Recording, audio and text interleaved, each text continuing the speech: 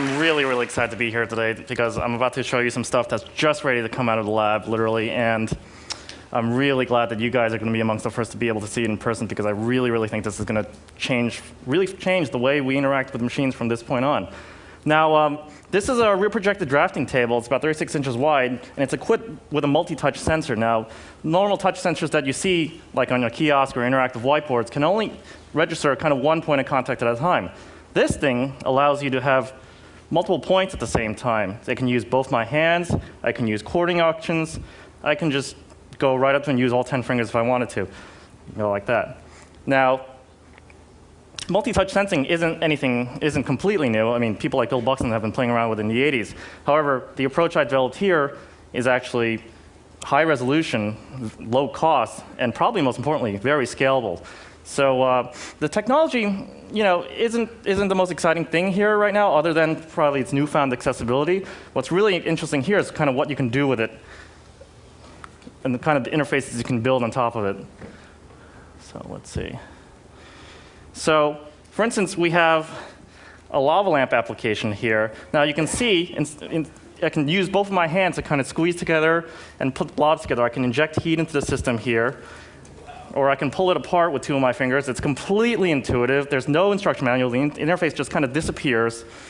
This started out as kind of a screensaver app that one of the PhD students in our lab, Ilya Rosenberg, made. But I think its true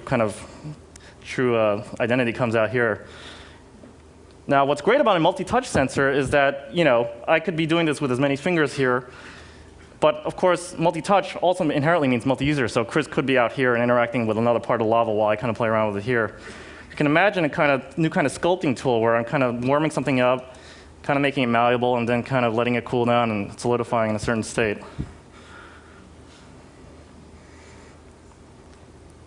Google should have something like this in their lobby.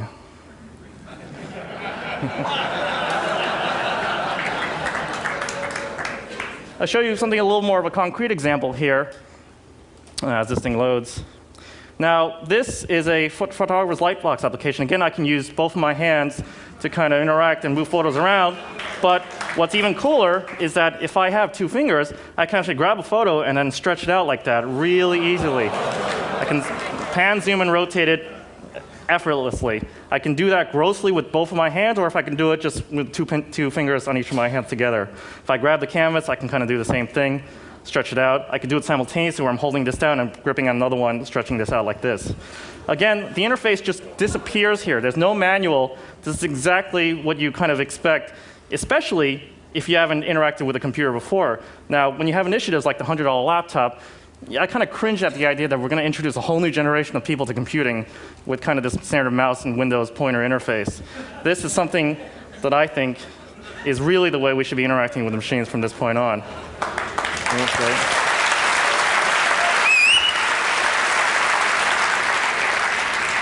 Now, of course, I can bring up a keyboard.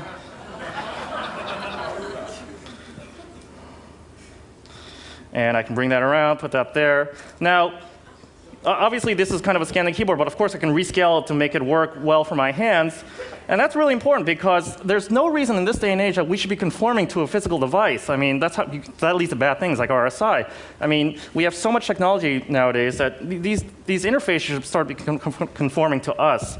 I mean, there's so little applied now to actually improving the way we interact with interface from this point on. This keyboard is probably actually really the wrong direction to go. You can imagine in the future, as we develop this kind of technology, a keyboard that kind of automatically drifts as your hand kind of moves away and kind of really intelligently anticipates which key you're trying to stroke with your hands.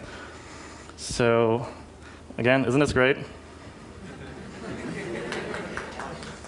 Where's your lab? I'm a research scientist at NYU in New York.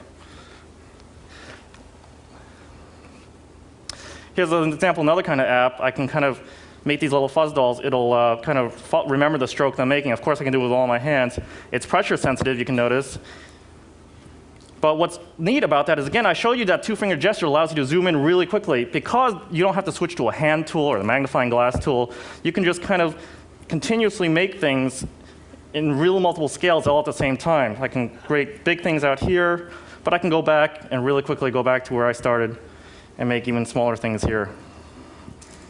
Now, this is going to be really important as we start getting to things like data visualization. For instance, I think we all really enjoyed Hans Rosling's talk, and he really emphasized the fact that I've been thinking about for a long time too. We have all this great data, but for some reason it's just sitting there. We're not really accessing it. And one of the reasons why I think it is is because of things like graphics. It will be helped by things like graphics and visualization and influence tools. But I also think a big part of it is going to be starting to be able to have better interfaces to be able to drill down into this kind of data while still thinking about the big picture here. Let me show you another app here. This is something called Whirlwind. It's done by NASA. Now, it's we've all seen Google Earth. This is kind of an open source version of that. There are plugins to be able to load in different data sets that NASA's collected over the years. But as you can see, I can use the same two-finger gestures to kind of go down and go in really seamlessly. There's no interface again. It really allows anybody to kind of go in and just does what you kind of expect, you know. Again, there's just no interface here. The interface just kind of disappears. I can switch to different data views. That's what's neat about this app here. There you go. NASA's really cool. They have these hyperspectral images that are kind of false colored, so it's really good for determining vegetative views. Now let's go back to this. Whoops. Now the great thing about mapping applications, it's not really kind of 2D, it's kind of 3D. So again, with a multi-point interface, you can kind of do a gesture like this. So you can kind of be able to tilt around like that, you know. It's not just simply relegated to the kind of 2D panning in motion. Now, this gesture that we developed, again, it's just kind of putting two fingers down, it's kind of defining an axis of tilt, and I kind of tilt up and down that way. That's just something we just came up with on the spot. You know, it's probably not the right thing to do, but it's such interesting things you can do with this kind of interface. And it's just so much fun playing around with, too. And OK, so the last thing I want to show you is, you know, I'm sure we can all think of a lot of entertainment apps that you can kind of do with this thing. I'm a little more interested in the kind of creative applications we can do with this. Now, here's a simple application here. I can kind of draw out a curve. And when I close it, it becomes a character.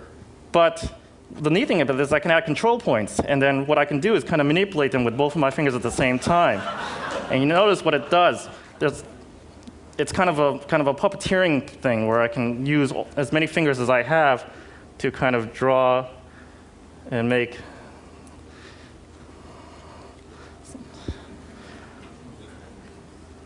Now, there's a lot of actual math going on under here for this kind of to control this mesh and do the right thing. I mean, this is a technique of being able to manipulate a mesh here with multiple control points is actually something that's state of the art. It was just released at SIGGRAPH last year. But it's a great example of the kind of research I really love, kind of all this compute power to apply to make things kind of do the right things, the intuitive things, do kind of exactly what you expect. So multi-touch kind of interaction research is a very active field right now in HCI. I'm not the only one doing it. There are a lot of other people getting into it. This kind of technology is going to let even more people get into it. And I'm really looking forward to interacting with all you guys over the next few days and seeing how it can apply to your respective fields. Thank you.